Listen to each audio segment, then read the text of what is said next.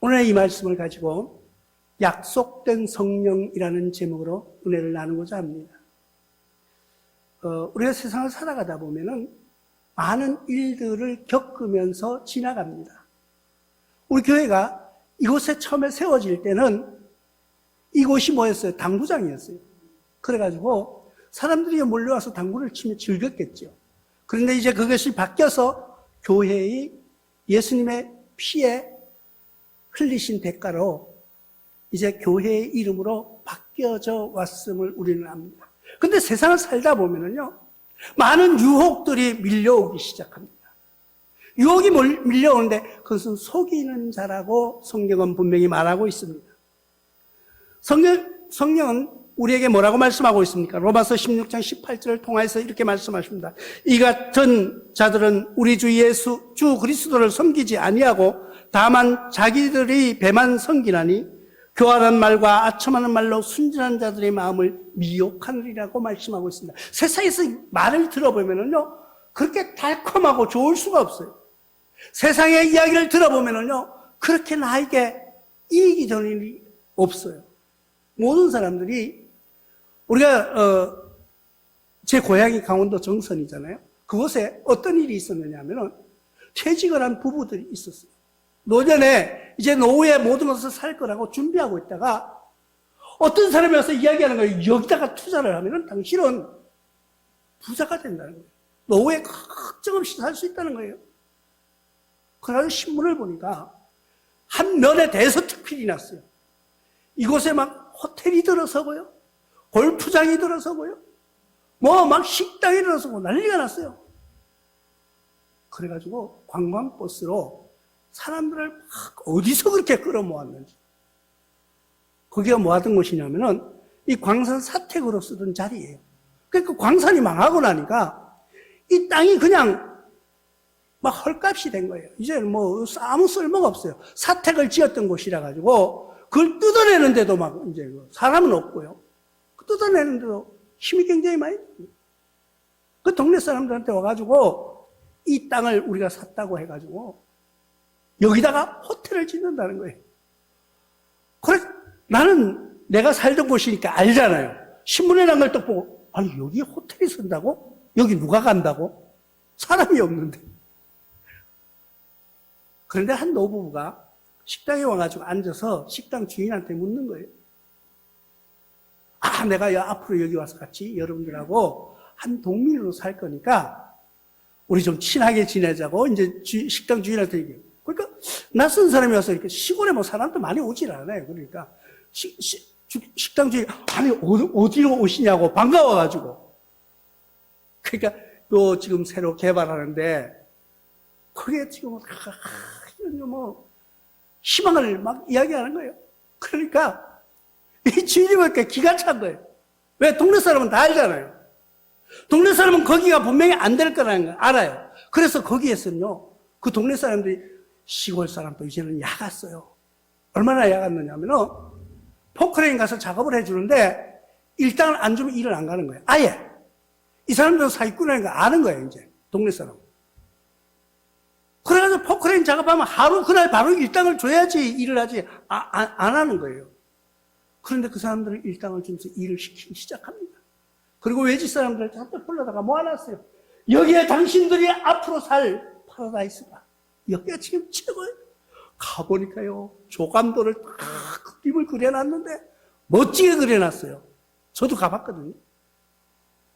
그런데 공사만 그렇게 토목공사를 하는 척하다가 조감도만 그려놓고 이 사람들이 어느 날 사라진 거예요. 이 지금 다른 사람은 괜찮은데 이 노부부가 지금 평생을 고생해 돈 모아가지고 노년에 몇 년을 살려고 거기다 꼼꼼해서 투자를 했는데 사람들이 사라져버리고, 그래가지고 뉴스에 너무 크게 나왔죠. 달콤한 말은요, 우리가 입에 단 사탕은 이빨을 썩게 만듭니다. 달콤한 유혹은 당신은 모든 것이 잘 된다, 모든 것이 하나님 이름으로 예수 그리스도의 피로 당신은 모든 것이 잘 된다. 거짓말이에요. 하나님은 이 땅에서 우리가 잘 살고 부자되고 인기 있고 권세 얻는 게 관심이 없다고 말씀드렸죠. 우리에게는 뭐예요? 구원받은 백성을 원하는, 내가 죄에서 구원받아서 죄인으로 살지 아니하고 하나님 나라에 들어가는 것이 우리의 목적이지, 이 세상 짧은 세상을 살면서 내가 부하고 명예를 얻고 인기를 얻는 것이 중요한 것이 아니라는 거예요. 만약에 돈이 많고 인기가 많은 사람, 권력이 있는 사람만 하나님께 복받은 사람이라고 생각하고 그 사람만 천국을 들어간다고 생각하면은 나와 여러분들은 이렇게 예배를 드릴 필요도, 하나님을 찾을 필요도 없다는 것을 분명히 말씀드립니다. 우리는 하나님께서 우리에게 구원 원하시는 것은 뭐냐고 하면은 이 세상에 살면서 너희는 죄인이라는 것을 우리에게 말씀해 주고 있는 거예요. 그리고 너희는 다시 태어날, 다시 새로운 삶이 있는데 그게 영원한 삶인데 그것이 무엇이냐? 이 육신은 죽고 새로운 영으로서 살아갈 수 있다는 것을 얘기해 주는 거죠. 그것이 하나님의 말씀이에요. 그것이 진리예요. 그런데 세상 사람들이 아무리 이야기를 해도 아무도 믿질 않는 거예요. 너희가 죽으면 산다. 성경은 분명히 한마디로 결론 짓는다는 거라면 너는 죽으라는 얘기예요. 너희는 죽어라. 뭘로? 교만을 죽이고 내 욕심을 죽이고 나의 이성과 자랑을 죽이고 하나님 앞에 죽으라는 거예요. 겸손히 내려놓으라는 거예요. 그런데 아무도 안 죽습니다. 그러니까 답답하시니까 예수님을 이 땅에 보내셔서 직접 죽게 만드신 거예요. 그리고 예수님이 다시 부활하신 것을 보여준 거예요. 그것이 예수님이 이 땅에 오셔서 돌아가셨고 우리에게 원하는 메시지라는 것을 기억하시기 바랍니다. 고린도후서 11장 13절에 보면 이렇게 말씀합니다. 그런 사람들이 거짓 사도여 속이는 일꾼이니 자기를 그리스도의 사도로 가장하는 자들이니라. 나만 따라와. 성경은요, 구약과 신약 이외에 다른 게 들어가면은 우리는 뭐라 그래요? 끝이 다르다 그래요. 끝이 다르다는 건 뭐예요? 다르리 자 끝 한자 이단이라고 말합니다. 성경은 구약 신약 외에는 아무것도 없어요. 구약은 우리 예수님이 오시기 전 인간의 만행을, 인간의 죄악을, 인간의 잘못된 부분을 지적해 준 것이고, 신약은 예수님이 오시면서 내가 죽었다가 다시 부활하시는 그 모습을 보여준 그대로의 모습이라는 거예요. 우리는 그것만 믿는 거예요. 우리가 바로 알 수 있는 건 뭐예요? 성경 이외에 나를 믿으라고 하는 사람, 내가 여러분들에게 구원을 줄 수 있다. 내가 들어가면 그거는 옳은 게 아니라는 거예요. 우리는요, 나와 여러분들은 똑같이 하나님 앞에 섰을 때, 당신은 목사니까 하나님이 좀 봐주시고, 나는 집사니까 막 안 봐줘. 이런 게 아니에요. 하나님 앞에 섰을 때는 목사나 집사나 장로나 권사나 똑같이 서는 거예요. 하나님 앞에 발가벗고 서 있는 여러분들의 모습을 한번 상상해 보시기 바랍니다. 나의 모든 것이 드러났어요. 나는 지금 우리의 모든 것을 감출 수가 있어요. 뭘로? 나의 화려한 스펙으로 나를 모두 감쌀 수 있어요. 나의 모든 것을 드러낼 수 있어요. 그런데 하나님 앞에 섰을 때는 아무 소용없어요. 네가 어떻게 살았느냐? 그렇게 물으실 거예요. 네가 세상을 향하여서 하나님의 말씀을 전파하면서 살았느냐? 하나님의 말씀을 듣고 그대로 행하면서 살았느냐? 아니면은 네 생각으로 살았느냐를 물으실 거라는 거죠. 나는, 여러분들은 뭐라고 대답하시겠습니까?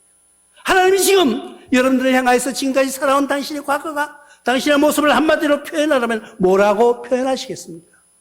나는 나를 위해서 살았다고 고백하시겠습니까? 아니면 나를 죽이고 하나님을 향해서 살았다고 고백하시겠습니까? 여러분 모두가 후자의 사람이 되시기를 주님의 이름으로 부탁을 드립니다.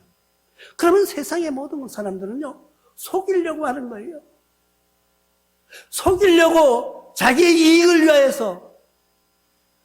그래서 제가 항상 부르짖는 교회는요, 교회다운 것은요, 정말 성결한 모습으로 거듭나야 된다는 거예요. 교회는 항상, 우리 교회는 없으니까 그런 얘기 하는지 몰라도, 돈이 많으면 안 돼, 교회는. 교회는 재산이 많으면요, 절대, 그거는요, 재산이 많으면 뭘 하고 싶어요? 저도 그런 생각 해봤어요. 저도 가만히 보니까 사람이 몇백 명, 몇천 명 돼가지고 돈이 몇 수십억씩 들어온다 그러면 뭘 할까? 딱 생각하니까 바로 교회를 하나 멋있게 짓고 싶더라고요. 그래가지고 남한테, 야, 내가, 이렇게 무식해도 이렇게 하나님 복받, 그건 하나님의 복이 아니에요. 오히려 저주가 될 수도 있다는 거예요. 내 교만이 살아나기 때문이에요. 내 자아가 살아나기 때문이에요. 내 자아를 죽이라는 거예요. 나의 욕심을 버리라는 거예요. 우리는요, 만약에 뭐 그렇게 될지 안 될지는 모르겠지만 하나님이 축복하셔서 우리 교회를 키워주신다면 교회는 절대 짓지 말자고 그랬어요. 왜? 새벽 기도할 때만 딱 해놓고 운동장 빌리면 되잖아요. 체육관 빌리면 되잖아요. 주일날은 체육관 안 해요, 잘. 그러면 학교, 예를 들어 체육관을 빌리면요, 우리가 청소 안 해도 돼요. 주일날만 쓰고 오니까. 주차장 필요 없어요. 운동장 쓰면 되잖아. 교회 운동장 쓰면은 교회 주차장 때문에 고민할 필요가 없어요.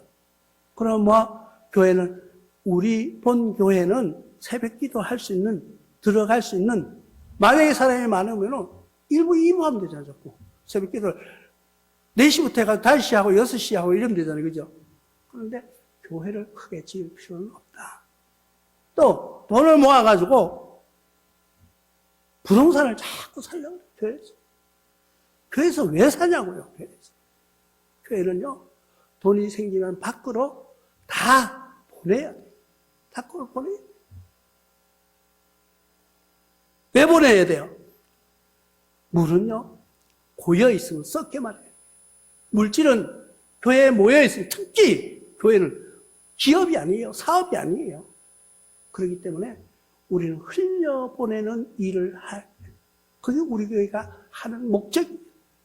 우리가 지금까지 만 12년이 된 이날을 뒤돌아보니까 너무나도 부족했고 연약했음을 우리는 알 수 있습니다. 그런데 그리할지라도 그래도 조금 잘한 게 뭔지 아세요? 우리가 성교비를 보낸다는 거죠. 남들이 보면 아이고 지도 못 사는 주제 아니에요. 우리는 부자예요. 그래서 내가 항상 어디 가면 항상 우리 아버지가 엄청 부자인데 우리 아버지가 돌아가시면 내가 유산을 엄청 받을 수 있는데 근데 우리 아버지는 안 돌아가셔. 하나님은 돌아가시지 않기 때문에 아무리 많은 재산이 있을지라도 내가 유산을 받지는 못해요. 그냥 아버지가 용돈으로 주시면 몰라도. 근데 아버지가 주시는 용돈은요, 여러분들이 주는 용돈하고 달라요. 우리는 그런 믿음으로 승리하시는 여러분들 되시기 바랍니다. 그것을 뭐라고 믿음이라고 얘기하는 거예요. 믿음이라는 거는요, 우리가 계산해가지고 요거는 1 더하기 1은 2다 이렇게 하는 믿음은 믿음이 아니에요. 왜? 그건 아무나 할 수 있기 때문에. 아무나 계산할 수 있기 때문이에요. 우리가 백부장의 믿음을 봅니다. 마태복음 8장 13절에 예수께서 백부장에게 이르시되 가라 내 믿음대로 될지어다 하시니 그 즉시 하인이 나으니. 하인이 아팠어요. 종이 아팠다고요. 근데 백부장이라는 사람, 백부장은 뭐예요? 100명을 거느린 대장이에요. 자기 밑에 100명의 부하가 있는 사람이에요. 예수님을 찾아왔어요. 예수님을 찾아와가지고 예수님, 내 부하가 하나 병들었습니다. 그 병을 고쳐달라고 부탁을 했어요. 예수님이 가만히 생각해 보니까 사람도 데려오지 않고 데리고 와야 될까요? 환자를. 근데 야, 아니 당신이 아무리 그렇다 그래도 환자를 데리고 와야지 내가 무슨 병인지 알 거 아니냐. 그러니까 아닙니다. 내가 백부장인데 내가 군사보고 내 쫄병 보고 가라면 가고 오라면 온다는 거예요. 내 명령에 따라서 움직인다는 거예요. 그 군인입니다. 예수님도 말씀만 하시면은, 예수님이 그 말씀만 해주시면 내 하인이 낫겠나이다. 예수님이 그 말을 듣는 순간 깜짝 놀랐습니다. 왜? 내가 지금까지 만나본 사람 중에 이런 믿음을 가진 자가 없었다는 거예요. 내가 말만 하면은 멀리 있는 하인도 나을 거라는 것을 이 백부장은 믿고 있었다는 거예요. 그리고 이 당시의 백부장들, 이 당시의 이 사람들이 사람을 얼마나 사랑하는가를 한번 생각해 보시기 바랍니다. 내 밑에 100명의 부하가 있어요. 그건요, 소모품이에요. 인간적으로 생각하면은 참 말이 안 맞는 이야기지만은 그 지도자 입장에서는요, 이 사람은 한낱 소모품에 필요한 거예요. 내가 필요할 때 쓰고 아니면 버려도 그만이에요. 누가 뭐라고 말할 사람이 없어요. 근데 이 사람은 아니라는 거예요. 사람을 사랑하는 마음이 있었다는 거예요. 그 마음 때문에 예수님에게 찾아온 거예요. 자기가 직접. 여러분들 만약에 직장에서 일을 하시다가 좀 아파요. 근데 사장님이 잠깐 있어봐. 내가 가가지고 약 지어올게. 이러는 사람이 몇 사람이 있을 거예요. 야, 그 아프면 좀 집에서 쉬든지 뭐 병가를 내고 병원에 가든지 왜 회사 와가지고 이렇게 아프다고 징징대. 오히려 화를 낼 거예요. 근데 이 백부장은 자기가 직접 예수님 앞에 쫓아간 거예요. 왜? 이 사람은 아프니까 못 가잖아요. 아프니까 너는 가만히 있어. 내가 가서 예수님 앞에 말씀을 드려가지고 고쳐올게. 이 믿음과 사랑이 충만한 사람이었다는 것을 우리는 기억하시기 바랍니다. 우리는 이런 백부장 같은 믿음과 사랑을 사람 사랑하는 것이 바로 이런 거예요. 누구를 위한다는 것이 바로 이런 것이에요. 그래서 마태복음 17장 20절에서는 이렇게 말씀하십니다. 이르시되 너희 믿음이 작은 까닭이니라. 진실로 너희에게 이르노니 만일 너희에게 믿음이 겨자씨 한 알만큼만 있어도 이 산을 명하여 여기서 저리로 옮겨지라 하면 옮겨질 것이요 또 너희가 못할 것이 없으리라. 너희 믿음만 있으면 다 된다는 거예요. 예수님이 우리에게 말씀해 주신 거예요. 저는요, 감사한 게 뭔지 아세요? 우리 교회는 작지만은 세례식을 그래도 자주 하는 편이에요. 근데 세례식을 한다고 딱 선포를 하고 나면요, 꼭 비가 와. 왜 비가 오는지 알아요? 우리가 세례식을 하는 이 물은요, 흘러가는 물이나 아니면은 빗물로 하는 거예요, 원래. 근데 세례식이 한다고 하면 꼭 비가 와.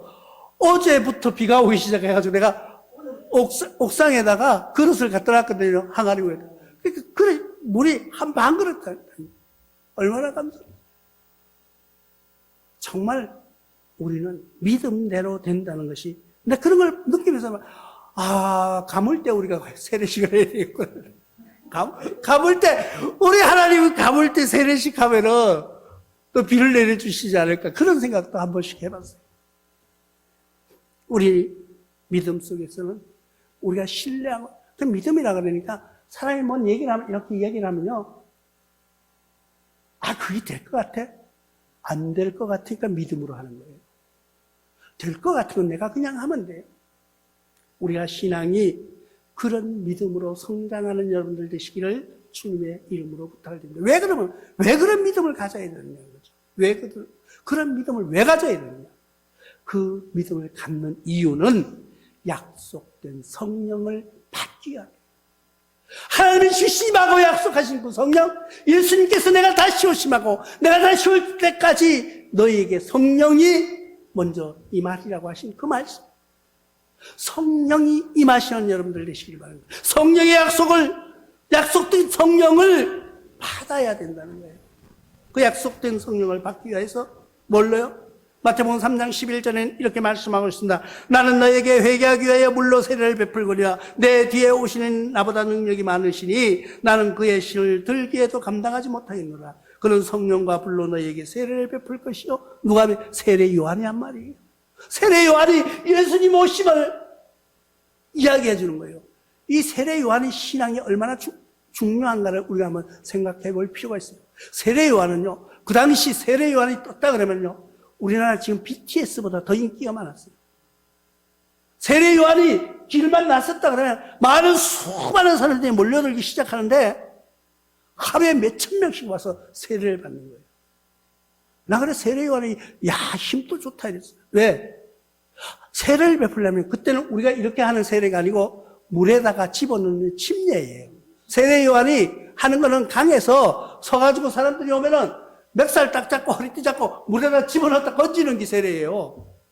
그런 세례를 하루에 몇천 명씩 했다니까요. 몇천 명씩. 내가 그렇게 생각해 보면요, 야, 그분이 힘도 좋아. 그리고 인기가 얼마나 좋았는지.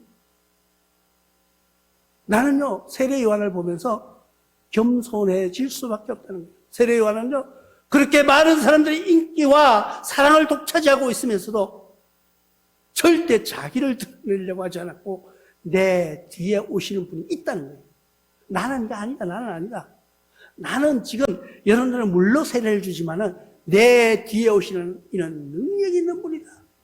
아주 권능이 있는 분이다. 그런데 세례 요한이 따지면 예수님보다가 6개월 먼저 났잖아요. 나이가 더 많아요. 그죠? 근데 예수님 오시면을 이 뒤에 내 뒤에 오시는 분이 있는데 그분은 진짜 훌륭한 분이다. 그분은 그런 사람 몇 사람 있겠어요? 지금 세상 사람들을 보십시오. 세상 사람들은 뭐예요?